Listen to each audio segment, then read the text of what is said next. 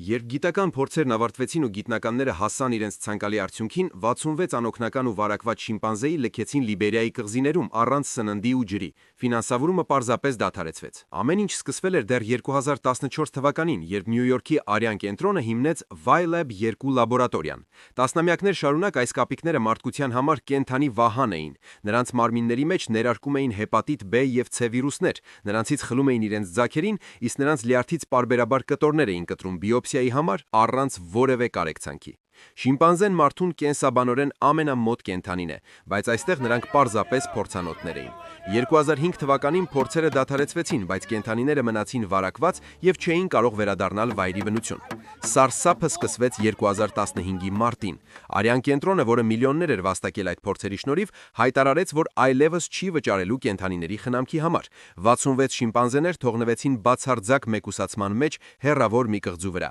Առանց սննդի ու ջրի նրանք դատապարտված էին տանջալից մահվան։ Ամիսներով նրանք ափին կանգնած սպասում էին նավակների, որոնք այդպես էլ չէին գալիս։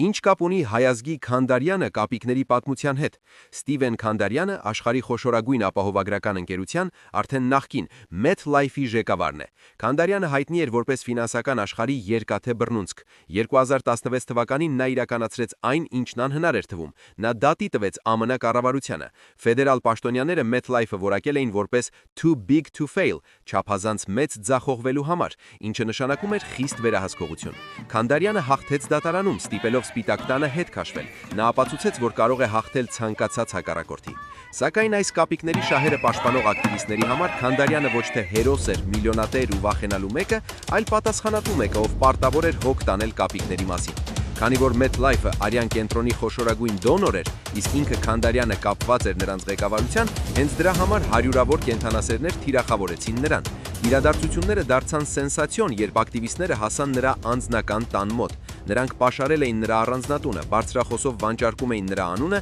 և պատերին ու դարպասներին փացքինում սովից կմախքացած շիմպանզեների նկարները։ Նրանք ասում էին. «Ստիվեն, եթե դու կարողացար հաղթել ԱՄՆ կառավարությանը, դու հաստատ կարող ես փրկել 66 սոված կապիկ»։ Դա հոգեբանական պատերազմ էր, որը MetLife-ի հեղինակությունը դրեց հարվածի։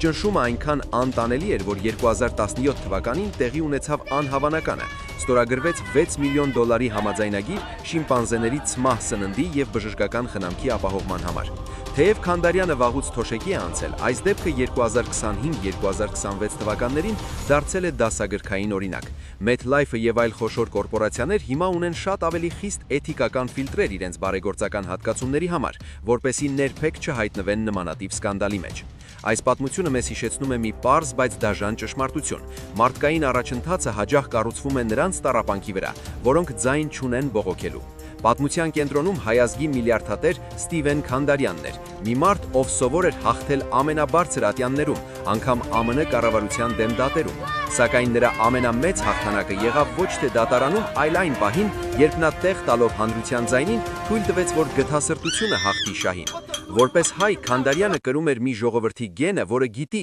ինչ է տառապանքը և անարդարությունը, և գուցե հենց այդ արժեքներն էին, որ ի վերջո ստիպեցին կանգ առնել և լսել հանրային ձայնը և ուշադիր լինել հատկապես անօգնականների ու թույլերի հետ։